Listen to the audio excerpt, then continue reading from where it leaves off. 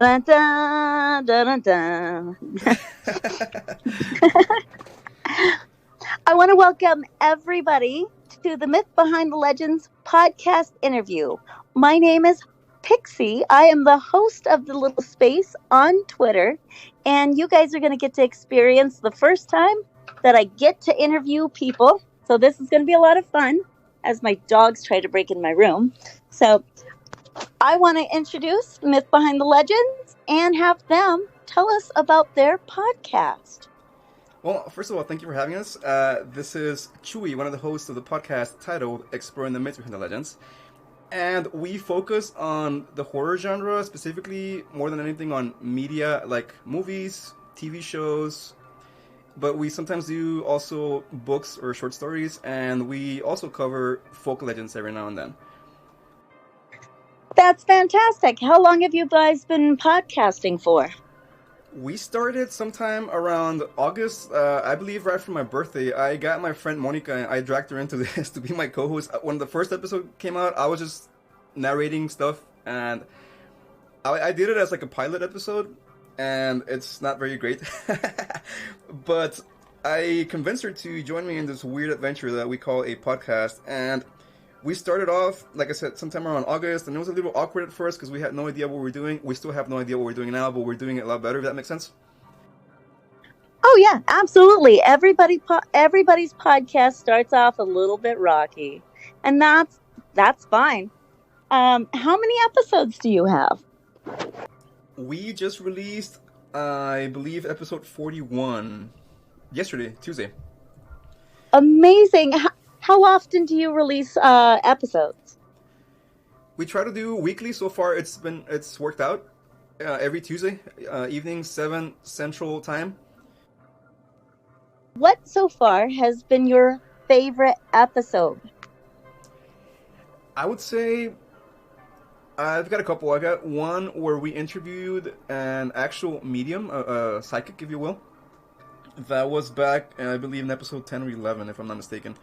That one was pretty intense.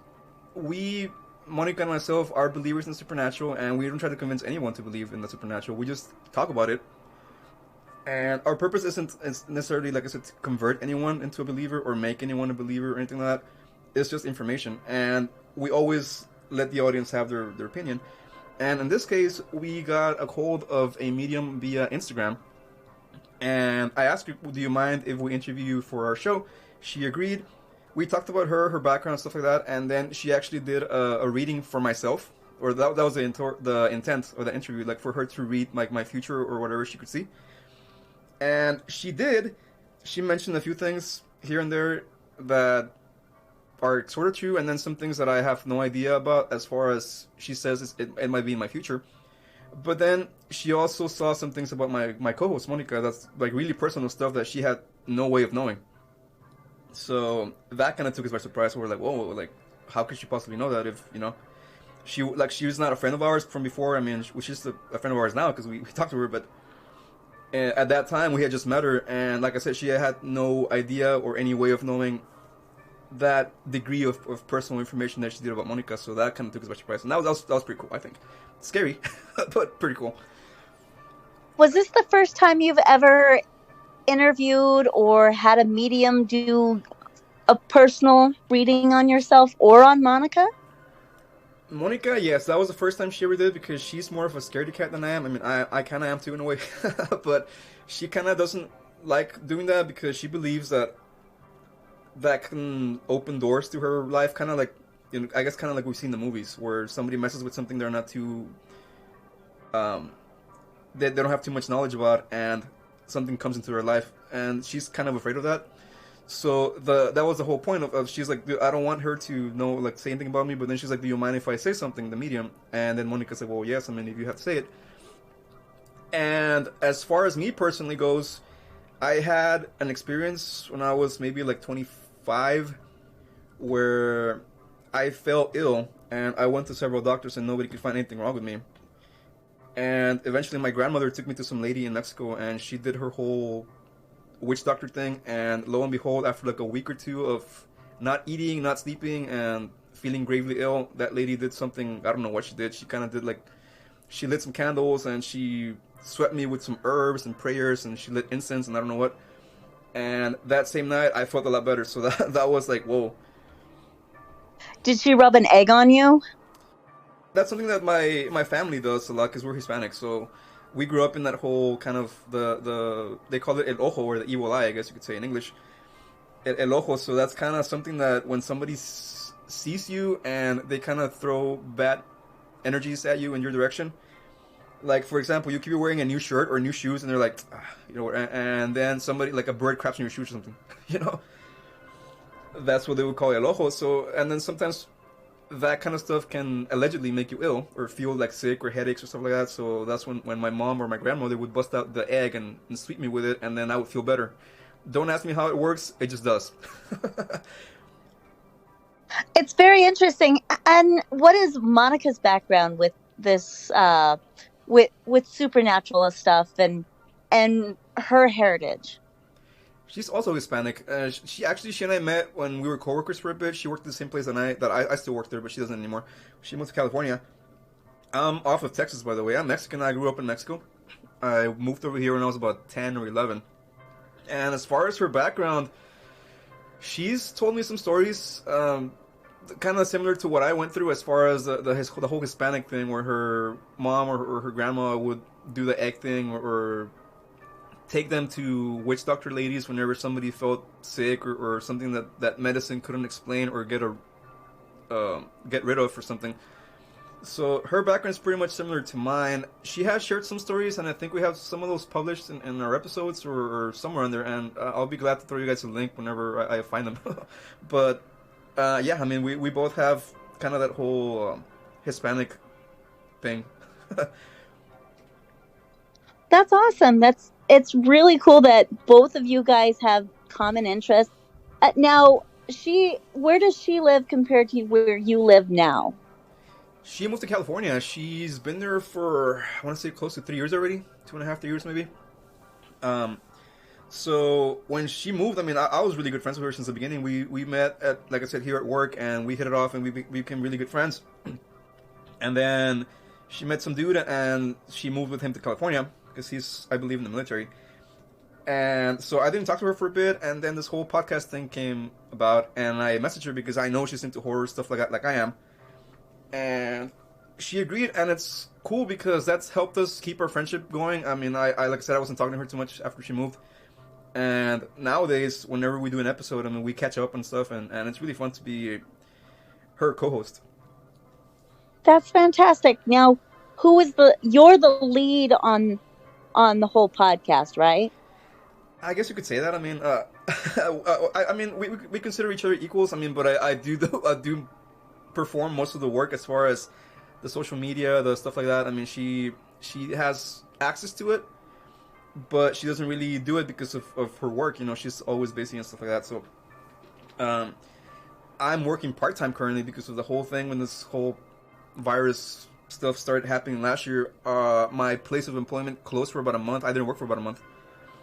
And then when they opened, they only offered me a part-time, and I was like, well, it's better than nothing. So I have about 3 or 4 days off a week now and then. And so I'm barely making ends meet, but I'm here. And so that gives me more time to keep up with everything, I guess. So I guess yeah, that's what I became, the default social media person. Now, who edits your podcast? That would be me also. I have some background in music, so I have access to music software as far as recording, stuff like that. So I have a whole bunch of tools at my disposal as far as I can record the audio, for example, this that I'm recording right now, and I'm going to run it through the program and stick some plugins in there, and it's going to make it sound a lot better. It's going to make it sound almost pro quality. Like, the way that it sounds when it's recorded, it's nothing like the way that our episodes, that's what I'm talking about right now. When we record our episodes, it sounds real different than the actual finished product does. Okay, has the podcast changed since you started, besides just reading off? Has it really came into its own sort of manifestation as a podcast? I think it has the first season, because we since we're horror buffs, we divide our seasons in 13 episodes each. So I would say the first roughly 13 or so episodes are probably our, I would say, weakest ones, if you want to give it a description. And that's because, like I mentioned earlier, we had no idea what we're doing, so we're kind of trying to find our footing. And we listened to other podcasts for reference, and we tried to do some of the things that they would do, and it didn't feel like us. Like, I'm not that we're trying to copy anybody, but just maybe somebody that has more experience. And well, how do they do this, and how do they talk? How do they conduct themselves? How do they speak? And we had a little talk, and we're like, dude, like we just need to do us, like the way that we talk normally, you and I, when we hang out. And I believe since season 2 has kind of gotten better, but I do think that our more recent stuff, since season 3 and now we started season 4, that's probably going to be our better content, if you were to ask me. As far as quality and just us being us and talking to each other, we feel a lot more at ease now. Now, are you doing 10 episode seasons? We're doing 13. 13. Good old lucky number. Mm-hmm. How long are your episodes typically? Typically it's going to be somewhere around an hour and 20 minutes maybe. We try not to go too much because, I mean, it is a commitment. I mean, you're asking somebody to invest their time with you, and I think, like, I don't feel like I'm that great of a person for someone to listen to me for more than 2 hours. I mean, you know, more power to anyone that does long episodes. I mean, that's awesome. I could never do it, first of all, because, like I said, I don't think I'm that great of a speaker. Second of all, I don't think I could hold anyone's attention that much. I mean, as far as content. But, yeah, I mean, we try to keep it to about an hour and 30. I mean, maybe somewhere around there. Sometimes we do a little over, especially when we have a guest. Sometimes we can go a little over, but that's just to accommodate for their presence. Now, who would be your ideal guest on your podcast? Oh, man, I mean, basically any horror icon that I would love to interview. For example, I mean, Stephen King. I mean, he's my favorite author. I'm a big nerd, by the way, so I read books when I was in high school and college. So, definitely Stephen King. Maybe somebody, as far as the movie realm goes, somebody like Tony Todd. I feel like he would be an awesome guest because his voice, I mean, he's just got this awesome voice and this great background in horror. He was the lead actor in Candyman.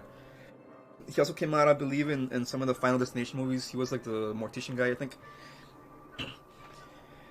And maybe try to think of one more. I'm not too sure. Maybe somebody in music also, but I will need to look into that because I mean, like I said, we are believers in supernatural, but we are not, like, we don't do any stuff like rituals or anything like that. I mean, at least not in the sense that people will think. Because we have been asked that question before, like, do you guys perform rituals? Are you guys witches? I'm like, no, we're not. We just like to hear about it and talk about it. I mean, I've seen stuff like that happen, and maybe that would be somebody that I would want to do in the long run. Maybe like a witch doctor or somebody, like performing a cleansing or something like that. That'd be cool. That would be very interesting to get on. I mean, if you're already shooting for the stars, have you tweeted out to any of these people? Maybe tried to coax them onto your podcast? We haven't. I know another girl that I used to work at, that she's also kind of like a psychic person. She reads the cards and everything, and I reached out to her, but she didn't respond. So, I mean, I don't know. She's been the only one, I think. I don't think I've tried to reach out to anybody in that capacity. I've spoken to other podcasters, and we're kind of trying to get things going. It's a little weird with our recording schedule because of Monica's work and myself. I mean, we're in different time zones, so we need to coordinate that. And sometimes it's not possible because, again, for work and mine. But, I mean, yeah, I mean, that's something that we've definitely considered. Maybe try to find somebody that can help us speak to somebody that does these kind of things so we can bring them into our podcast. That's pretty awesome. I mean, you've been recording as a podcaster for 8 months now. Mm-hmm. What's your next, besides getting somebody a little bit more famous on your podcast, what's the next big hurdle that you have to get over? As a podcaster, I mean, I think, like I said, we have found our niche kind of, so we're probably going to keep this format that we've come across for the foreseeable future. And maybe as far as I would probably consider exploring other social media, maybe like YouTube. I mean, that would be something different for me because I have no experience whatsoever editing video.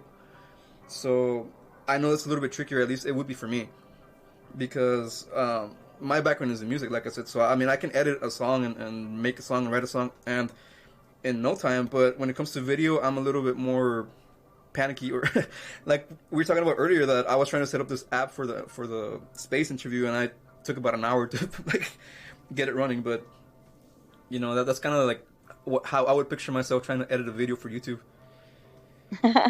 Yeah, YouTube is a whole different animal. I mean, podcasts are nice and easy because nobody's looking at you. Would Monica be okay with doing video? She brings it up every time. She's the one that wants to do it. I think that might be your next step, is to start looking into that. Definitely. I mean, we did have some video segments, but it was just me messing around. I found this app that I had on my phone for a while, and it's supposed to be like a ghost detector app or something like that. And you kind of pointed it in whichever room you're standing, and they would spell out a word for you on your screen. And that was allegedly a message from a ghost or something like that. So I did a little video on that, and it's somewhere on YouTube. I'll send you guys all the links. That'd be great. Yeah, I did another one also, and like I said, I have no experience whatsoever in any of this, but I did come into possession of a tarot card deck. I don't read it. I don't know how to read it. I have no idea how to interpret any of those symbols or anything like that. But I thought it'd be kind of cool to do like a reading and then have somebody in the audience interpret what it means. It's still up there, and like I said, I know if somebody out there actually knows what all those symbols mean, and we didn't do it to disrespect. We were just kind of doing like, well, maybe somebody can give us their 2 cents on what this whole thing that I'm gonna do here means. So yeah, I mean, it'd be cool if somebody that has experience with that to tell us what that reading meant. I think it happened maybe like 6 months ago. Send me a picture of one of the cards on the front and the back, and I'll try and do my research on the deck. Unless you have the box. There's a lot of books that you can either buy or download per particular decks, and that'll tell you what the cards mean and different layup and perspectives. Yeah, I have the box here. It's on my bookshelf. It's the Rider Tarot deck, it says. It's like a yellow box with some dude in the cover. It's like a little man with holding a candle or something like that. So yeah, send me a picture of the box. I'd love to know. Yeah, I'll send it after, I guess, because I don't know if I can do this right now. You can send it to me on Messenger later on. Yeah. I own a tarot deck, but I'm not very good at tarot. So it's not, to me, it's not high on the priority list. I would suggest not doing like the Ouija board, maybe. But that might be fun. I mean, I would want to try it, but Monica's absolutely adamantly against it. And I respect that, because I would do it just for fun. I mean, being careful, of course, because you hear all these stories about people doing or messing with the Ouija board and having horrible consequences. But I mean, it'd be fun to just try it and see what happens. Oh, yeah. Oh, let's talk about your logo. Where did you come up with the lizard spray painting the wall? Tell me all about that. Okay, so basically, like I said, I'm Mexican. I live in South Texas. Basically, I live, when you take a map of the U.S. and Mexico, the line that divides both countries, I'm sitting on that line, basically. So when I say South Texas, I don't mean Houston, I don't mean San Antonio, I mean like South Texas. And this little being on our logo is called the Chupacabras. And some of you in the audience might be old enough to remember that in the 90s, this thing was kind of popular. It's a sort of cryptid, if you want to think about it that way. It came out of Puerto Rico and then eventually it spread itself all over the world, if you believe the stories. And it kind of found a home here in Texas. It became like the unofficial Texas mascot for some reason. I mean, at least for some paranormal people. So that's what that is. It's a chupacabras, and basically it looks like a little alien thing. It's got little spikes on his back, and as far as the spray painting thing, it's kind of like a cholo thing, I guess, kind of like a gangster.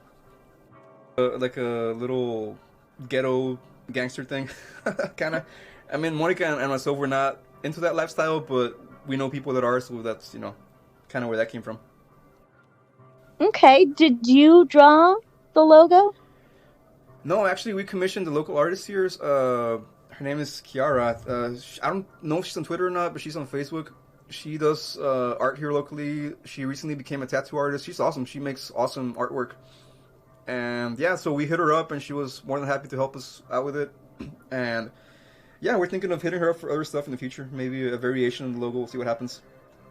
I think it's great. I mean, you sent me stickers, and I absolutely love it. Mr. J put your sticker on his guitar, so I thought that was kind of cool. Oh, awesome. What is your worst episode that really just bugs you, and why?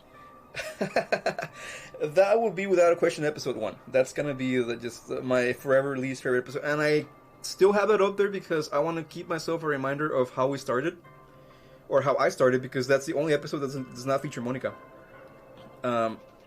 Because that was just me being, trying to be a nerd and reading stuff off a book and information, So that is definitely my least favorite. I have a lot of moments where I'm nervous and I pause a lot and I interrupt myself, and it's like, dude, what am I doing? So that would be definitely the one that I recommend anyone not to listen to, or listen to it if you want to see how bad it was.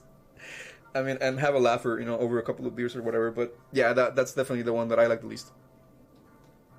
Do you go back and re-listen to your episodes to see where you've come from? I don't really do that. I did it a couple times recently, and I was like, ugh, cringe mode. Yeah, but it's a good reminder. That's why I keep those up there, because I know sometimes people will delete episodes, and I thought about deleting that whole entire first season. You can't do that. You've got to keep every single episode, whether it's cringy or not. It makes you, and it makes your show who it is. Yeah, definitely. I agree with you. And that's, Monica and I talked about it, and we decided against it because we're like, no, dude, just leave it up there, because we need, again, to remind ourselves of how it was in the beginning so we don't go back to that. All right. Well, let's open the floor up to anybody who has any questions. I'm going to make you all speakers. When I open up for you guys to be speakers, if you're not speaking, just keep your microphone on mute. Also, I'm doing questions from the audience now. Yes, questions from the audience. La la la la. Awesome! I feel like a total celebrity now. Glaza, do you have any questions? I don't really have any questions. I just really enjoyed listening to you talk about the myths and stuff. One thing that I do maybe am curious about, haven't listened to your podcast or anything yet. That doesn't mean I won't. But of the cryptids that maybe you've talked about or researched about, which one would be, say, your favorite out of all of them, and you hope and wish is actually true? Well, I don't think we've done too many, actually. We did not cryptids, but we've done folk legends. We did one from South America called El Silbón, which is kind of like this man that was cursed to roam around, and he's carrying a sack of bones, and if you hear him counting his bones, then he's going to come after you next. That one was pretty cool, but I definitely believe that our favorite episode when it comes to folk legends or cryptids will be the one that we made on the Chupacabras. Because for that one, we got to collaborate with another podcast called Arcane Carolinas. I don't know if they're on Twitter. I don't think they are.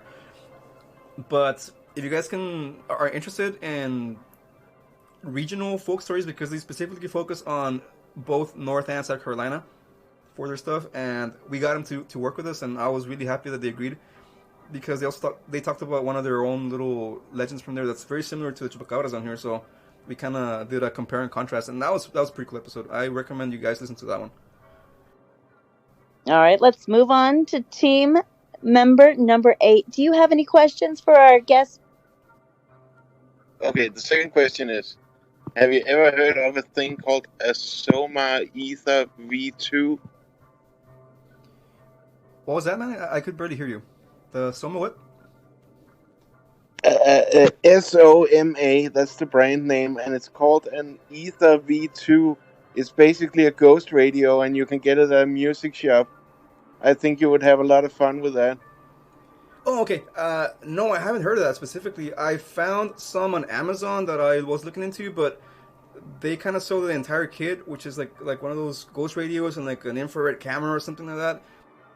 Yeah. This isn't that at all. It looks into electric frequencies. Mm-hmm. It's very interesting. I've been thinking of getting one myself just to get it and have it, but I've been thinking of like a show like yours could really have fun with that. Yeah, man. Thank you. Definitely. If you guys could maybe send a message on the thing so I can see the way that it's spelled, so I can look it up. Because yeah, that definitely would be interesting to. And also, the other thing I was thinking is, you said you are a musician. Yes. And you're from Mexico, right? Mm-hmm. Do you know Ariel Camacho? I've heard of him. Yes, he passed away already, right? I don't know, but he's a genius, and I'm bummed that no one has ever heard of him. Like the way he plays the 12 string. Okay, I'm rambling now, but anyway, thanks for letting me in. Yeah, definitely, man. Yeah, sure, that was good. Okay, bye-bye. I do believe, if I'm thinking of the right person, that sadly he passed away a couple years ago. I hope I'm wrong, but if that's him, then yeah. Neon Shadows, would you like guys, to can you ask hear me? our guest speaker? Yes, actually, I can. Yeah, is there like a cryptid or an episode you really want to do, but you need to do your sort of research first or anything? Is there something that you really want to do, but you want to do it justice? I don't know if it's a cryptid, because it's not really anything that people refer to as that. But anyway, but there's a town. I think it's about a 15-hour drive from where I'm at, because Texas is huge. But it's called Marfa, Texas, and that's where they have the Marfa lights. I definitely would like to check that out in person. I've heard all kinds of stories about people driving and they see these lights in the sky. And of course, everyone thinks that it's aliens, but then people say that it's not, that it's just like weather phenomena, stuff like that. But I would definitely like to go over there and give that a look into. Yeah, that would be cool. It's called a Martha what? Marfa lights. It's M-A, like M as in Mario, A-R-F-A, Marfa, Texas. And it's like I said, people report seeing these lights, and it's in a specific spot, in a specific location, more than any other in that area. So yeah, there's reports of people seeing lights in the sky coming up at random, and of course everyone makes the connection to aliens, like I said. So that'd be cool to look into. Cool. Would you rather see an alien in real life or a cryptid? I would or be... a UFO in real life or a cryptid? I mean, I would be more scared of an alien, man, because that means that race or that kind of creature was able to travel across the stars and meet us. That's like terrifying to me. So, I mean, at the same time, it would be cool. Maybe, I mean, if they're friendly, if they're not like Independence Day aliens, you know, if they're more like ET, I guess.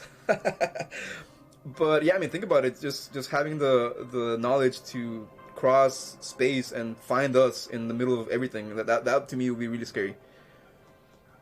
Yeah, I get that. Yeah, no, that's cool. But I certainly will check out your podcast, man. You sounds really interesting. Yeah, thank you, man. Appreciate it. Awesome. All right. Well, Chewy, this has been a lot of fun. How can everybody find you? Yeah, definitely. We are on Twitter under Myths Behind LGDS. And if you guys have other social media, we're also on Instagram under the same handle. We are also, like I said, under Myths Behind LGDS. And if you want to email us directly, if you have a question or you have maybe a suggestion for us, let's say, for example, you have a movie you want us to look into, or maybe a creature or a book or something like that, by all means, go ahead and email us. We are under mythsbehindlegends@gmail.com.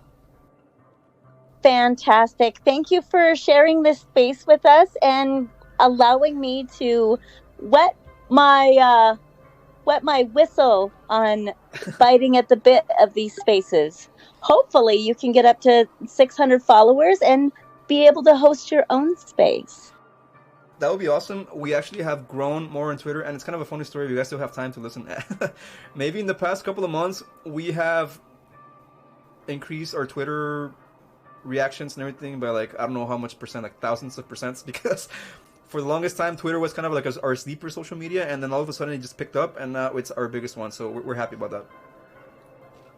It's been a blast knowing you. I mean, I've known you since you started on Twitter, so I think it's been really cool to see your Twitter handle grow in the followers. So if everybody could give you the chance, like, or even just check out the show, that would be great. Once again, my name is Pixie, and thank you guys for joining us in the space. Thank you for having us.